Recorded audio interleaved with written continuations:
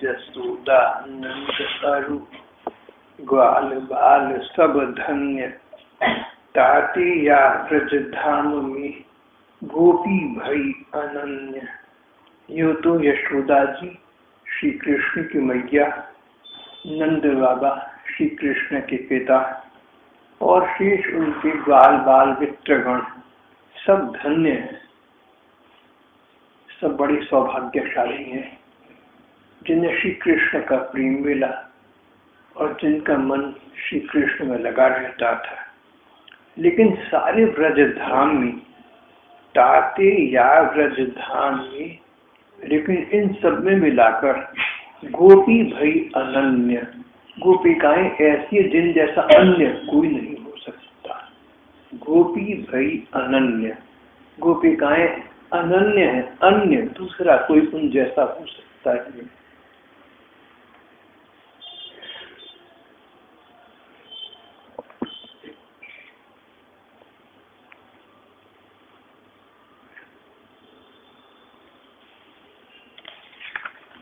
जब भगवान कृष्ण का अवतार हुआ तब ये गोपिकाएं उनके लीला काल में ब्रजभूमि में जन्म लेकर प्रकट हुई थी।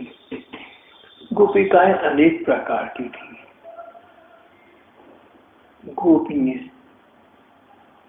बहुत सी गोपियां सदा श्री कृष्ण के साथ उनके धाम में, उनके नित्य धाम में, गोलोक धाम में रहती हैं। श्री कृष्ण लीला के लिए इस पृथ्वी पर आई, इनके साथ वो गोपिकाएं भी आई। जब श्री कृष्ण अपने धाम को वापस गए, वे गोपिकाएं इनके साथ वापस चली गई, नित्य सहकर, नित्य सहचरी, नित्य परिकर, नित्य सिद्धा गोपिकाएं इन्हें कहा जाता है। नित्य सिद्धा गोपी, सदा सिद्ध, सदा श्री कृष्ण के साथ। इसके अतिरिक्त गोपिकाओं के अन्य बहुत से वर्ग थे। ऐसी गोपिकाएं थी जिन्होंने पिछले जन्मों में श्री कृष्ण को पाना चाहा था, पति रूप में पाना चाहा, प्रियतम रूप में पाना चाहा, सर्वस्व समर्पण उनके चरणों में करना चाहा। इस प्रकार के पूर्व काल के अनेक अनेक भक्त थे।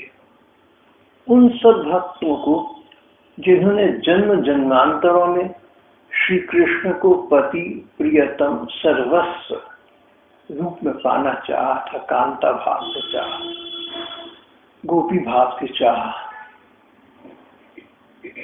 उन भक्तों को भगवान ने अपने इस अवतारी लीला काल में गोपियों के रूप में जन्म देकर भेजा था। इन्हें भक्ति साहित्य में साधन सिद्धा गोपिकाएं कहा गया है। नित्य सिद्ध, नित्य सिद्धा, साधन सिद्धा। नित्य सिद्धा सदा ही उनके साथ रहने वाली, साधन सिद्धा जिन्होंने साधन करके उनको प्राप्त कर दिया। ये दो गोपिकाएं विशेष हैं, पर इसके अतिरिक्त अन्य भी अनेक प्रकार की गोपिकाएं थी। कहते एक बार वेद की ऋचाएं देवियों के रूप में प्रकट हो गई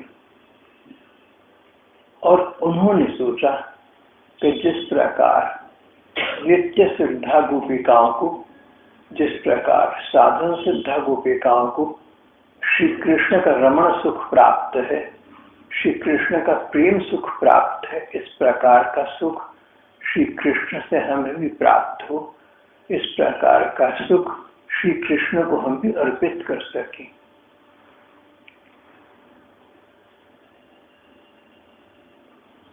उन ऋचाओं ने, वेदों की ऋचाओं ने देवियों का रूप धारण किया था, तपस्या की, भगवान का भजन चिंतन किया, सैकड़ों सहस्त्रों वर्ष उन्होंने साधना की श्री कृष्ण को पति प्रियतम रूप में पाने के लिए, प्रणय का आदान प्रदान करने के लिए। और अब श्री कृष्ण ने उनसे प्रसन्न होकर अब उनको अपने अवतारी काल में गोपिकाओं के रूप में जन्म प्रदान किया था। तो गोपिकाओं का तीसरा वर्ग है वेद की ऋचाएं, जिन्होंने देवी बनकर श्री कृष्ण को चाहा। फिर इस प्रकार का भी वर्णन आता है कि श्री कृष्ण अवतार तो बाद में हुआ, श्री कृष्ण से पहले यही श्री कृष्ण भगवान राम के रूप में अवतरित हुए थे। राम जी त्रेता युग में हुए, लाखों वर्ष के पश्चात द्वापर युग आया, श्री कृष्ण द्वापर युग में प्रकट हुए। जब भगवान त्रेता युग में प्रकट होकर राम रूप में लीला कर रहे थे, तो अनेकानेक जीवों ने राम जी के प्रति आत्मसमर्पण कर दिया। प्रकार प्रकार के भक्त थे। राम जी का सौंदर्य अमित था। जिस प्रकार श्री कृष्ण की सुंदरता की चर्चा चारों ओर होती है, श्री कृष्ण ही राम रूप में लीला कर रहे थे। एक ही भगवान है, कृष्णस्तु भगवान स्वयं, रामस्तु भगवान स्वयं। राम और कृष्ण के विषय में धर्म ग्रंथों में कहा कि ये साक्षात परमात्मा है, शेष सब इनकी कला के अंश के अवतार है। ये पूर्ण परमात्मा है। राम जी पूर्ण परमात्मा थे, पर मर्यादा पुरुषोत्तम के रूप में लीला कर रहे थे। तो उनके जीवन काल में, उनके लीला काल में, उनकी सुंदरता से, उनके गुणों से प्रभावित होकर अनेक अनेक भक्तों ने अपनी मन ही मन उनके प्रति संपूर्ण समर्पण कर दिया था। उनको पति प्रियतम रूप में प्राप्त करने की उनकी चाह जाग गई थी।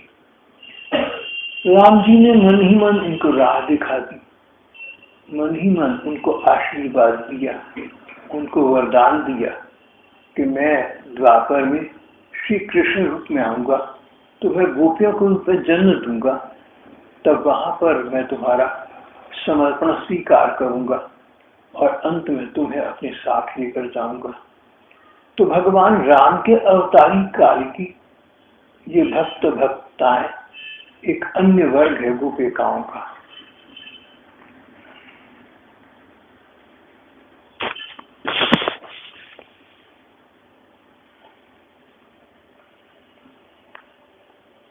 जब भगवान राम का मिथिला में स्वयंवर हो रहा था सीता जी के द्वारा, उस समय मन ही मन अनेक महिलाओं ने, अनेक कन्याओं ने सोचा, चाहा कि राम जी इतने सुंदर, इतने गुणों के सागर हैं, काश कि हमें भी इनका प्रणय प्राप्त होता, काश कि हम भी इनके चरणों की सेवा में अपना जीवन सतत समर्पित कर सकती होती।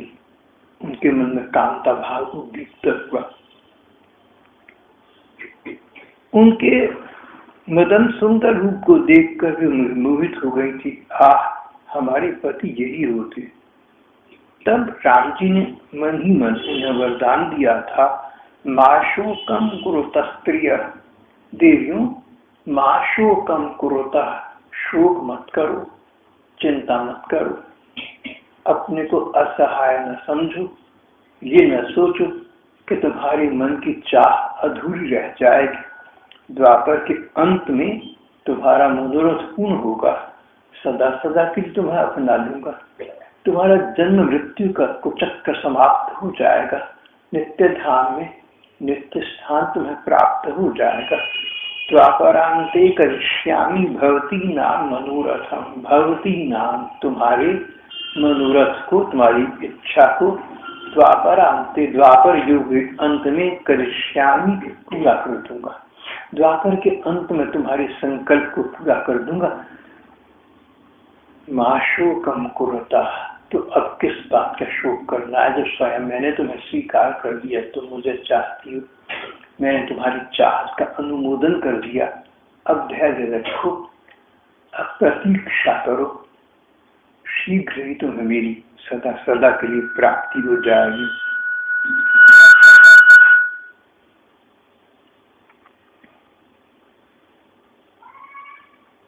फिर राम जी जब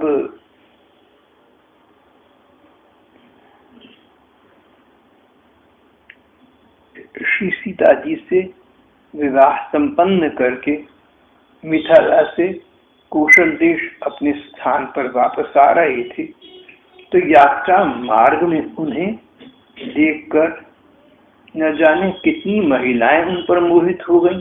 उनके मन में यही आई और श्री भगवान ने उनको यही उत्तर दिया, यही वरदान दिया, व्रजे गोप्यो भविष्यत है, तुम व्रज में गोपी के रूप में अवतार लोगे, तब तुम्हारा मैं समर्पण स्वीकार कर दूंगा।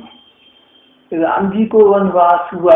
वनवास के दौरान वे दंडकारण्य नाम के, दंडक नाम के वन में रहे। दंडक वन, दंडकारण्य। वहां पर ऋषि मुनि घोर तपस्या कर रहे थे, ब्रह्म तत्व की प्राप्ति के लिए, परमानंद की प्राप्ति के लिए, ब्रह्म में विलीन हो जाने के लिए। न जाने कितने ऋषि मुनि, तपी, तपस्वी सुदृढ़ साधना के द्वारा, घोर तपस्या के द्वारा अपने आत्म तत्व को ब्रह्म तत्व में विलीन कर देना चाहते थे। जैसे पानी की बूंद समुद्र में मिल जाए, जैसे जल का बिंदु सिंधु में समागम कर जाए, समाहित हो जाए, समा जाए, पानी की बूंद समुद्र में मिल जाए तो फिर उसका कोई पद दलन नहीं कर सकता। पानी की बूंद सड़क पर पड़ी हो, किसी का पांव पड़ गया तो बेचारी समाप्त हो गई। पर अगर यही पानी की बूंद समंदर में मिल जाए तो किसी का पांव पड़ने वाला नहीं है। अवश्य ही जल की ये बिंदु, जल की ये बूंद अब तक स्वतंत्र अस्तित्व खो देती है और सागर जल में लवलीन हो जाती है। इसी प्रकार तपस्या के द्वारा जीव की आत्मा जब परमात्मा में विलीन हो जाती है, इसे मोक्ष कहो, मुक्ति कहो, निर्वाण कहो, ब्रह्म में विलीन होना कहो, कुछ भी कहो। ये ऋषि महर्षि तपी तपस्वी सुदृढ़ सुघोर तपस्या के द्वारा अपने आप को, अपने जीव तत्व को भगवत तत्व में विलीन करना चाहते थे। संसार में आवागमन समाप्त हो जाए, संसार में जन्म मृत्यु का बंधन समाप्त हो जाए। समुद्र का अंश बन गई बूंद, अब तो सदा के लिए समुद्र की हो गई। इस प्रकार का भाव था इन ऋषि मुनियों का। जब प्रभु राम जी दंडक वन से गुजर रहे थे, इन ऋषि मुनियों की दृष्टि प्रभु राम जी के सौंदर्य पर पड़ी तो तब तपस्या भूल गए, ब्रह्म तत्व में विलीन होना भूल गए, परमानंद में अवगाहन करना इस रूप में भूल गए। बरबस ब्रह्म सुख ही मन त्यागा, जैसी स्थिति सीता जी के धर्म पिता जनक जी की हो गई थी। बरबस ब्रह्म सुख ही मन त्यागा, ब्रह्म सुख अवगाहन कर रहे थे, परमानंद में अवगाहन कर रहे थे, खोए हुए थे। पर बरबस मानो किसी शक्ति ने अपना हम पर अधिकार कर लिया। अचानक देखा कि अरे हम तो ब्रह्मानंद में अवगाहन कर रहे थे, वहां से हमारा मन हटकर इन प्रभु राम जी के सौंदर्य के अवलोकन में मूर्छित कैसे हो गया। हम तो इनके हाथों बिक गए, हम तो इनके चरणों में बिक गए, हम तो इनके कीर्तदास हो गए। दंडक वन के ऋषि मुनियों के अधिकतम की यही स्थिति आ गई। स्तब्ध, राम जी के सौंदर्य को देखकर मूक, मन ब्रह्म तत्व का विचार विसर्जित कर दिया, मन ही मन श्री राम जी का वर्णन कर दिया। निराकार ब्रह्म से क्या लेना है, साकार ब्रह्म ही ठीक है। अब मानवीय तत्व बोध हो गया। दंडक वन के इन तपस्वियों को, इन ऋषि मुनियों को प्रभु राम जी ने वरदान दिया, द्वापर युग में कृष्ण में अवतार ग्रहण करके आऊंगा, तब तुम लोगों को वहां गोपी रूप में जन्म प्रदान करूंगा। तुम वहां पर मुझे मिलोगे, वहां में तुम्हारा प्रणय परिणय करूंगा और कृष्ण लीला समाप्त करके अपने धाम को जाते समय मैं तुम सब गोपिकाओं को अपने साथ ही जाऊंगा।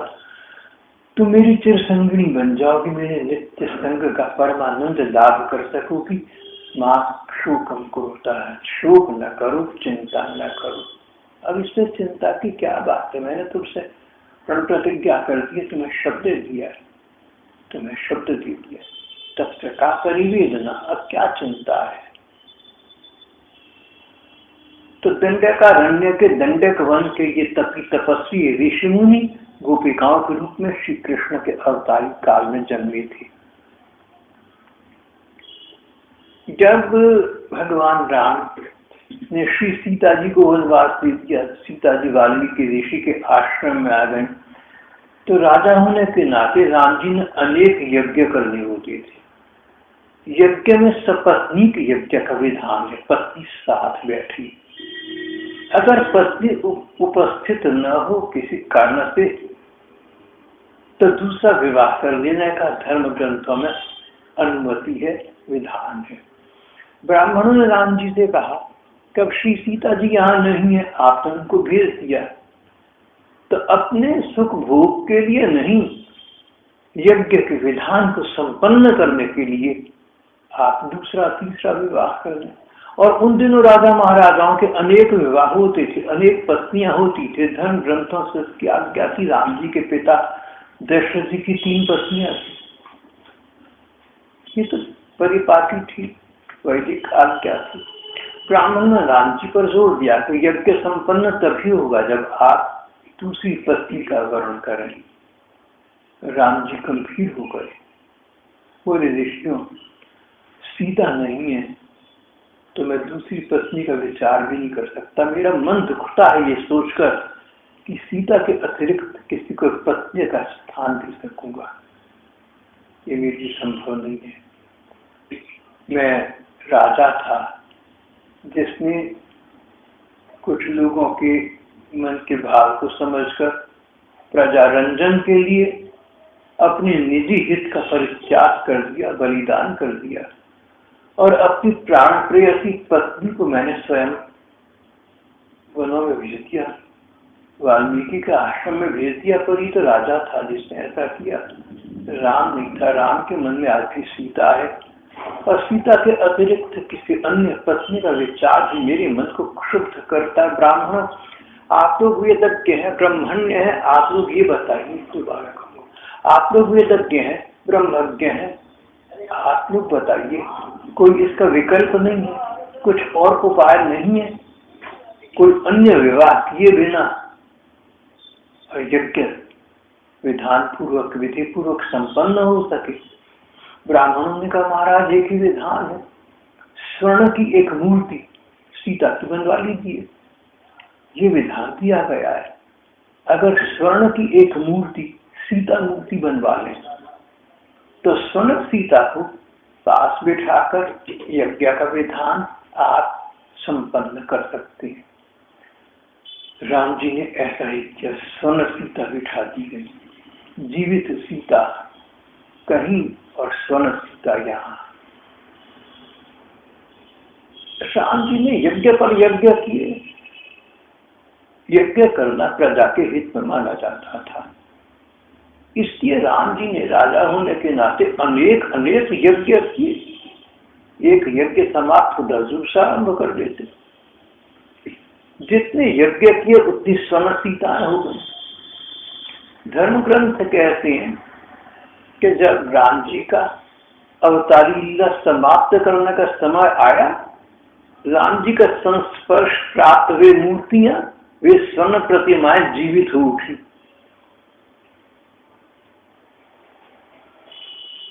पत्थर की शिला पड़ी थी, राम जी का पांव छू गया, छुआ तो शिला भरी नारी सुहाई, सुहानी नारी प्रकट हो गई, आलिया। राम जी का स्पर्श प्राप्त होने पर जड़ पदार्थ चेतन हो जाते हैं, तो विश्वमान्य सिद्धांत है।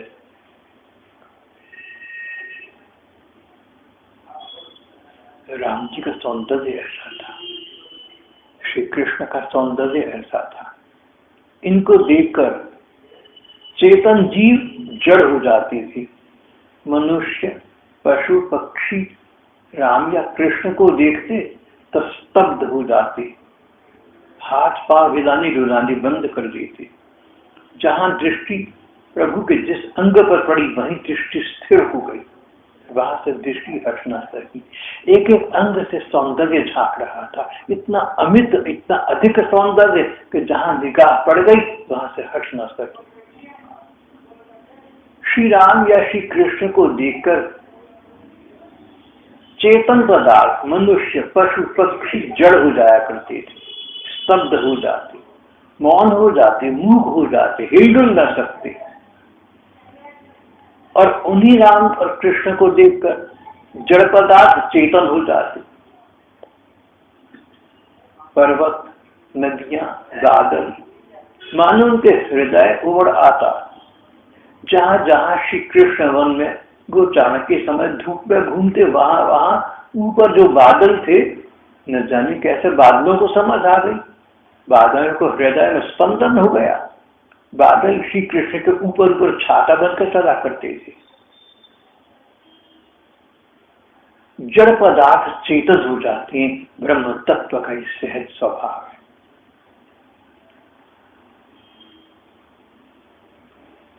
राम जी ने स्वर्ण सीताओं की रचना की थी।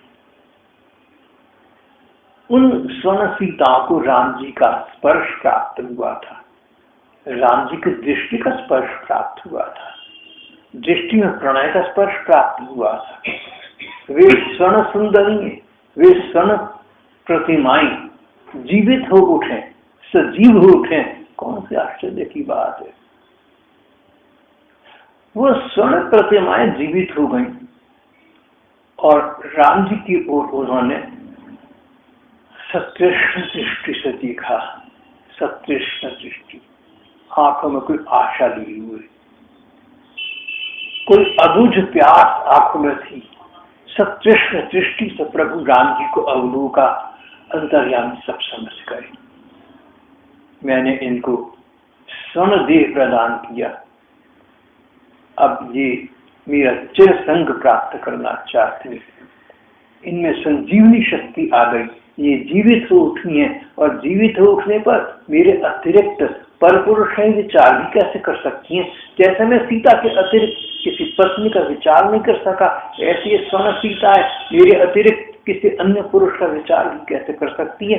राम जी ने सबको वरदान दिया, कृष्ण युग में आऊंगा, कृष्ण रूप में आऊंगा, गोपिकाओं के रूप में तुम्हें जन्म दूंगा, तुम्हारा प्रणय प्रणय प्राप्त करूंगा। स्वर्ण सीताएं गोपिकाओं के रूप में प्रकट हुई थी।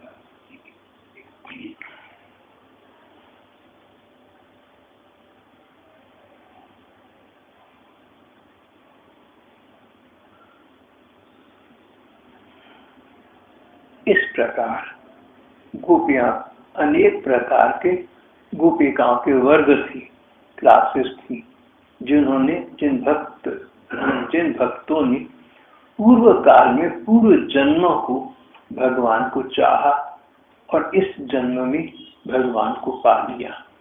जहां चाह वहां राह, there is a will there is a वे।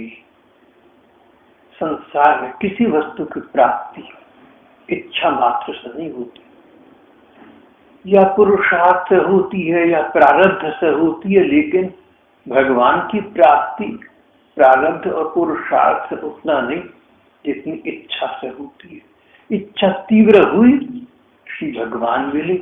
ऐसा संत जयदयाल गोयंतका जी महाराज ने कहा, सभी संत ऐसा बतलाते हैं, इच्छा की तीव्रता की आवश्यकता है। तो एक श्रद्धालु ने कहा, गुरुदेव तीव्रता का पता कैसे लगे, तीव्रता किसे कहती है।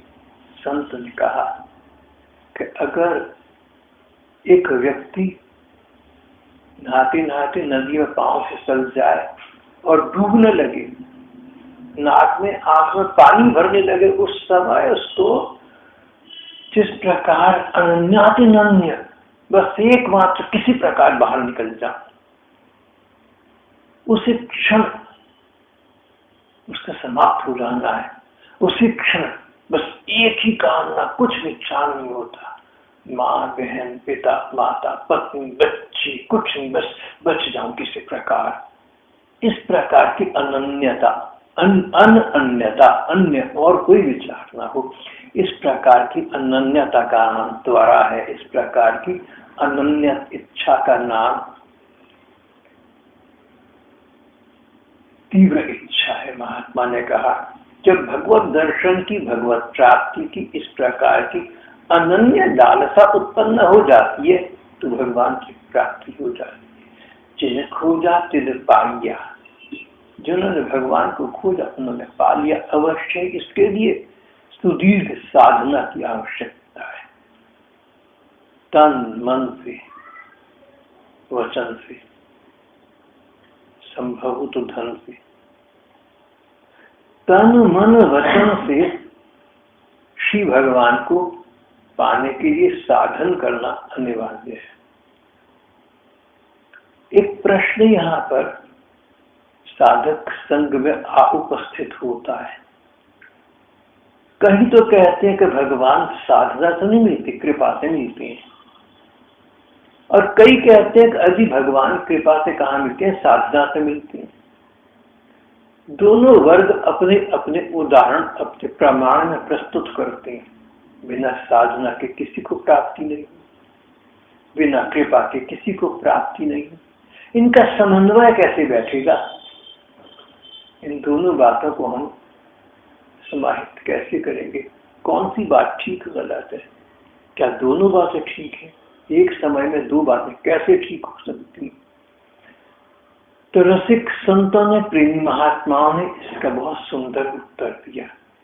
मनुष्य साधना करता है जब हमारे मन में किसी व्यक्ति को पाने की इच्छा प्रकट हो जाती है, किसी वस्तु को पाने की इच्छा प्रकट हो जाती है, तो मिले न मिले हम हाथ पांव जरूर बांधते हैं, प्रयत्न अवश्य करते हैं। एक व्यक्ति नदी में डूब रहा है, उसको पता है कि किनारे पर कोई दूसरा था नहीं, अकेला था नहीं, लेकिन शोर मचाता है, बचाओ बचाओ।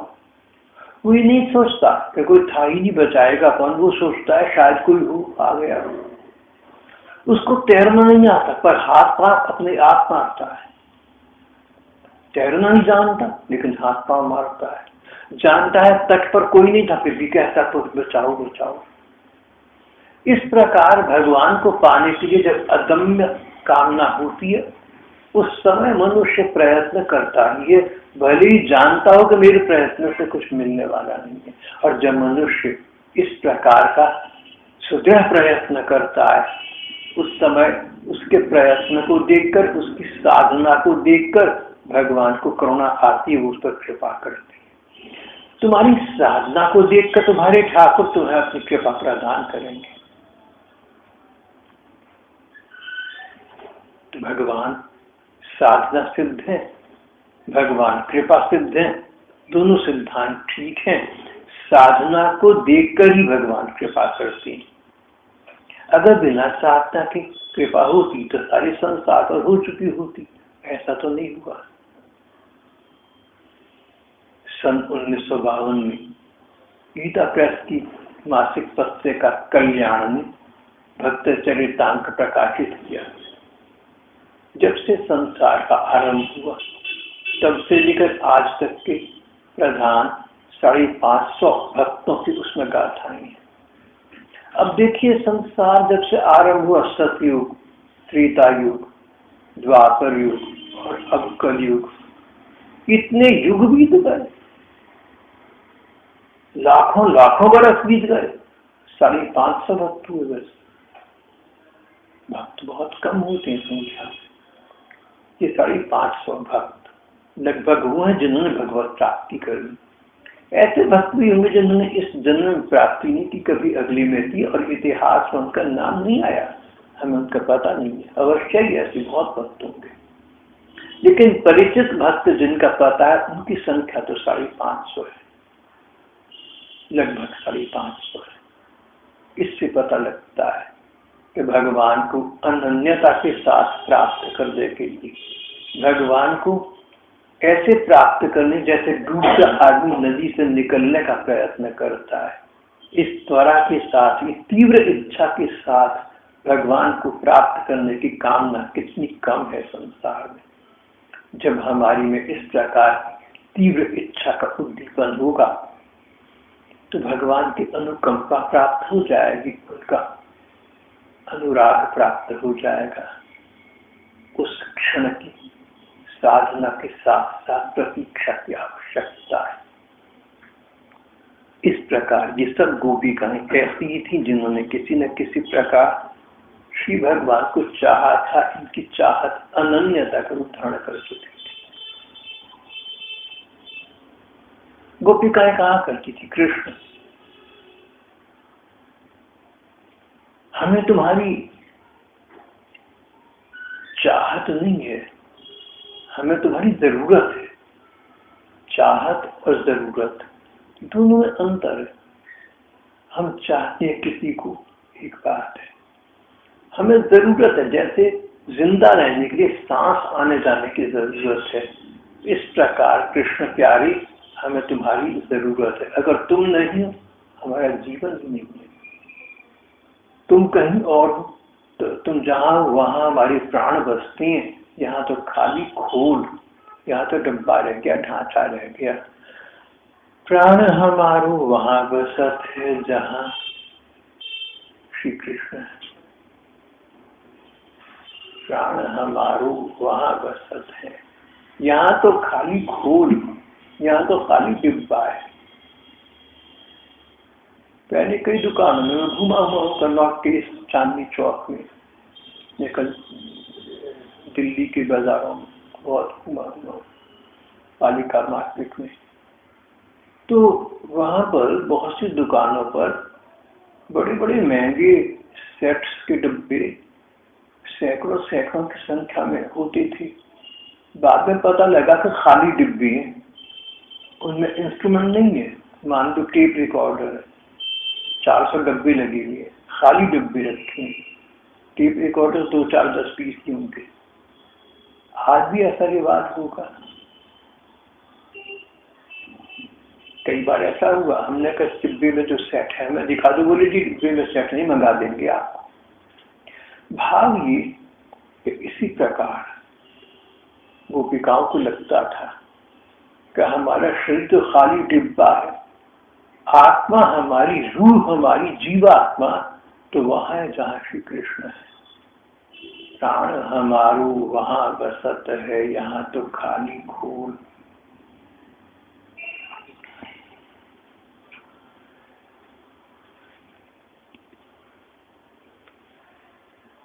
तो भगवान, हम साधना करें तो भगवान कृपा कर देती हैं। ये सिद्धांत स्थापित हो गया। हम लोगों को अपने इस जीवन काल में अपने शरीर जब तक चल रहा है, अंग काम कर रही है, मस्तिष्क काम कर रहा है, जब तक शरीर काम कर रहा है, शरीर से भगवान का पूजन आराधन करना। शरीर रोगी हो जाए, अधिक ही डोल न सके न सही, मन तो भगवान का चिंतन कर सके। मानसिक चिंतन ही सर्वोपरि वस्तु है। और जो हमारे राष्ट्रपति थे अमेरिका में, रीगन, उनकी स्मरण शक्ति समाप्त हो गई। अमेरिका की परिपाटी के अनुसार पिछले राष्ट्रपतियों को वर्तमान में राष्ट्रपति भवन ही मिलता है रहने के लिए, और वही सुविधाएं मिलती हैं। तो रीगन अपने राष्ट्रपति भवन में रह रहे थे, लेकिन अपनी पत्नी को बड़ी कठिनाई से पहचान पाती थी। बड़ी कठिनाई से अपनी पत्नी को पहचान। अच्छा तुम हो, और तो किसी को पहचानती नहीं। अब अमेरिका जैसे देश का राष्ट्रपति, स्मरण शक्ति समाप्त हो गई।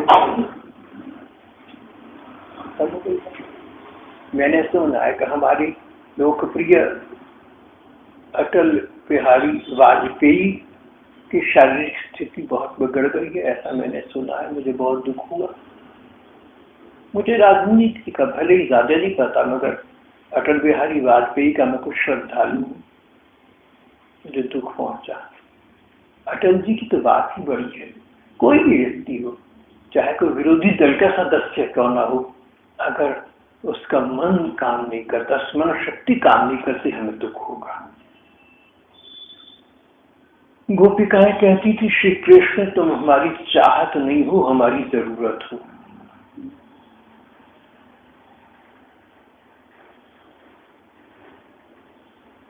not love but need.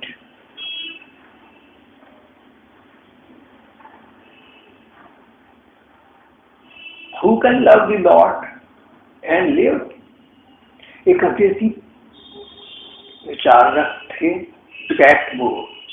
पैटमोर ने कहा, Who can love God and live? भगवान को प्रेम करके जिंदा कौन रह सकता है? यानी भगवान के साथ जिसका प्रेम हो गया, संसार की ओर से समाप्त हो गया, समझ लो, उसका मन संसार में नहीं लगेगा. It is impossible to love God and live. इस प्रकार की प्रेम में पागल हुए किसी निराश प्रेमी ने कहा था, तुझे पाके अपने से दूर आ गए थे, तुझे खो के फिर अपने पास आ गई. तुझे पा लिया था तो भाई बहन माता पिता टीवी म्यूजिक मोहल्ला सब भूल गया था. किसी के साथ संबंध भी मानो न रहा. अब तू चला गया जीवन से तो वही वापस आ गया. वही बहन भाई, वही मित्र मंडली, वही पिकनिक, वही प्लेजर, इनमें दिल लगाने का बानक बना दिया तुमने. तुझे खो के, तुझे पाके अपने से दूर आ गए थे, तुझे खो के फिर अपने पास आ गई. गोपिकाओं की स्थिति कुछ कुछ ऐसी थी, कुछ इसलिए ये उदाहरण लौकिक है, संसार के हैं. गोपिकाओं की स्थिति अलौकिक थी, संसार से परे की थी. तो जन्म जन्मांतरों में साधन सार्थक तप तपस्या के द्वारा जिन भक्तों ने भगवान की कृपा प्राप्त करके इस जन्म में गोपी रूप में जन्म लिया था, उन गोपिकाओं का वृत्तांत हम कल करेंगे.